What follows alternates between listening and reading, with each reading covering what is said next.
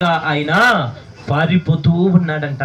ప్రియ క్షణంగా మాకు చూడండి, మన జీవితాల్లో కూడా ఈరోజు మనం అనుకుంటున్నాము, నా మందిరము, నా ప్రాంతము, నేనే ఉండాలి, నేనే గొప్ప చేసుకోవాలి, ఈ మందిరంలో మొదటి స్థానం నాదే, ఈ మందిరం నేనే నిర్మించాను, ఈ మందిరం నా ప్రజలు నిర్మించారు, ఈ మందిరము సమస్తమైన అధికారం నాదే అని మనం అనుకుంటాం. కానీ ప్రభు ఏమంటున్నాడు? ఇజ్రాయేలీలే కాదు, నినివే పట్టణస్థులు కూడా నా ప్రజలే. అందుకే ఇక్కడ ఏం చెప్పాడు ప్రభు? ఏం చెప్పాడు? నా ప్రజలే కాదు, వారితో కూడా అనేక అన్యులు కూడా మారు మనసు పొంది నా సన్నిధిలోకి రావాలి అనేది ప్రభు యొక్క ఉద్దేశం అయి ఉన్నది. ప్రియా సహోదరులారా, మనం గమనిస్తే యోనా తర్షీషు పోవటానికి సిద్ధపడ్డాడు. మనం కూడా ఈ రోజుల్లో మందిరానికి రండి, మందిరం సన్నిధిలో కూర్చోండి, ప్రభు ఇచ్చే ఆశీర్వాదాలు తీసుకోమంటే మనం ఎలా పారిపోతున్నాం ఈ రోజుల్లో?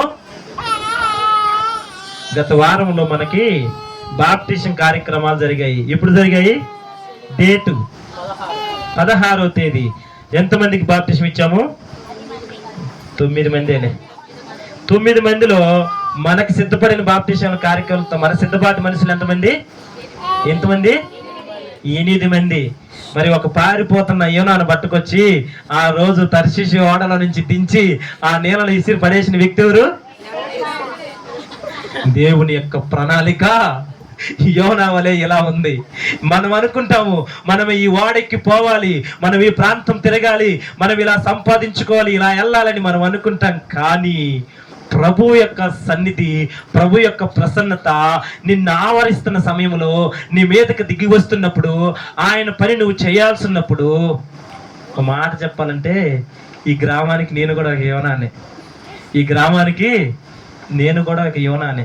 ఎందుకంటే 2001లో ప్రభువు నాకు దర్శనమిచ్చి, నువ్వు సేవ చేయరా బాబు అని చెప్పాడు. ఇది ఒక సీక్రెట్, ఎప్పుడో ఒకసారి చెప్పే కానీ నేను ఎవరికి చెప్పలా. ఆయన దర్శనమిచ్చి నువ్వు సేవ చేయరా బాబు అని చెప్తే, నేను ఆ యోనా కంటే దారుణంగా పారిపోయిన వ్యక్తి అంటే కేవలం నేనే. నాకు ఉద్యోగం కావాలని పారిపోయా, ఉద్యోగం లేదు. నేను ఇంకా ఏదో చేయాలని పారిపోయా, అవి మొత్తం చుట్టాడు. ఇంకా ఏదో చేద్దామని పోయా, అన్నీ కలిపి ఇలా ఇలా ఇలా మొదట చుట్టి తీసుకొచ్చి ఎత్తి కింద పడేసి నిలబడి నా సేవ చేయని చెప్పి ఆడబడేశాడు. ఆయనకి ఇష్టమైన ప్రాంతంలోనే పడేశాడు. అయితే యోనా పారిపోతానికి సిద్ధమై ఉన్నాడు. దేవుని సన్నిధి నుంచి పారిపోయాడు. దేవుని నామానికి ఆ రోజుల్లో ఒక చిన్న విధి ఉంటుంది. ఏంటంటే, ఇక్కడ మందిరం ఉంది, ఈడ మందసం ఉంది. ఆ రోజుల్లో ప్రజలు ఏమనుకుంటారంటే, ఈ మందసము, ఈ ప్రాంతము ఇక్కడ తప్ప ప్రభు ఇంకెక్కడా ఉండడు. ఎక్కడ? దేవుని మందసము, దేవుని ప్రవక్త ఎక్కడైతే ఉంటాడో ఆ ప్రాంతంలో మాత్రమే దేవుడు దిగి వస్తాడు అని అప్పుడు ప్రజల యొక్క నమ్మకం. అయితే నా దేవుడు నిన్న నేడు నిరంతరము ఏకరీతిగా ఉన్నవాడు, ప్రతి స్థలములో ఆయన సంచారము చేసేటువంటి దేవుడు. యోనా గ్రంథం యోహానులు అంటాడు, తీగాకండి. ప్రకటన గ్రంథంలో ప్రభు ఏం చెప్తున్నాడు? నేను సంచారం చేసేటువంటి దేవుణ్ణి. మీరు ఇక్కడ ఉంటాను, మీరు మరో ప్రాంతంలో ఉంటే ఆ ప్రాంతంలో ఉంటాను. కానీ యోనా అనుకున్నాడు, నేనున్న కాడే ప్రభు ఉంటాడు కదా, ఆయన మందసం ఉన్న కాడే ఉంటుంది కదా, మరి నేను పారిపోతే నన్ను దేవుడు చూడడు అనుకున్నాడు. ఎవరైనా? యోనా. కానీ ప్రభు ఏమై ఉన్నాడు? సంచరించే దేవుడై ఉన్నాడు. నీ గృహంలో సంచరించవచ్చు, నీ గృహంలో సంచరించవచ్చు, నీ హృదయంతో మరి సంచరించవచ్చు. నువ్వు నడుస్తున్నా సంచరిస్తుంటాడు. నువ్వు ఏమి చేస్తున్నా ప్రభు. పిల్లలు పాట పాడారు. ఏం పాట అది? నేను పడుకున్నాను, నేను లేచి ఉన్నాను, నేను నడిచినను, బాగుగా ఎదిగి ఉన్న దేవుడంట. నిన్ను నన్ను ఆయన నిత్యము ఎరిగి ఉంటాడు. ఇలా అనుకొని యోనా ఏమయ్యాడంటే తర్షీషు వెళ్ళటానికి ఆ యొక్క వాడెక్కాడు. కానీ మనం గమనిస్తూ పోతుంటే ఇక్కడ 2 అంశాలు ఉంటాయి. మొదట యోనా దేవుడి నుంచి పారిపోయాడు. దానికంటే ముందు ఇంకొక ఆత్మ ఉంది. ఏం ఆత్మది? యోనాలో ఉన్న ఆత్మ ఏంటిది? వ్యసనపు ఆత్మ. ఒక దురాత్మ యోనా మీద సమయాన ఉంది. ఏముంది? వ్యసన పడుతుండు. నా ప్రజలు కాకుండా ఏరే ప్రజల గురించి ఉగ్రత వస్తే ఆ ఉగ్రత గురించి చెప్పమని ప్రభువు నాకు చెప్తున్నాడు. ఏంటి? వారు మా శత్రువులు కదా, నశించిపోవాలి. అందుకే ప్రభు అంటాడు, శత్రువుల ఎదుట నీకు నేను భోజనము సిద్ధపరుస్తాను అని చెప్పాడు. ప్రియ జనాంగమా, మనం అనుకోవచ్చు మన ప్రభువు మన మధ్యలో గొప్ప దేవుడిగా సంచారం చేస్తే ఆయన ఏం చేస్తాడంట? నీ శత్రువైనా ఆ శత్రువులు ఎదుట నీకు భోజనం ఏర్పాటు చేస్తాడు. హల్లెలూయా. అంత శక్తివంతుడైన మన ప్రభువును మనం పట్టుకున్నప్పుడు, ఆ శక్తివంతైన ప్రభువు మన మధ్యలో సంచారం చేస్తుంటే యోనా ఏం చేశాడు? నెక్స్ట్ దేవుని సన్నిధి నుంచి పారిపోయి తర్షీషుకు పోవాలనుకున్నాడు. ఈ మధ్యలో చక్కగా ఉంది చూడండి. ఇప్పుడు 10వ అధ్యాయం ఇప్పుడు చదవమ్మా. తాను ఈ లోపు ఏం జరిగిద్దంటే మనందరికి తెలిసిన విషయమే. ఆ వాడకు భయంకరంగా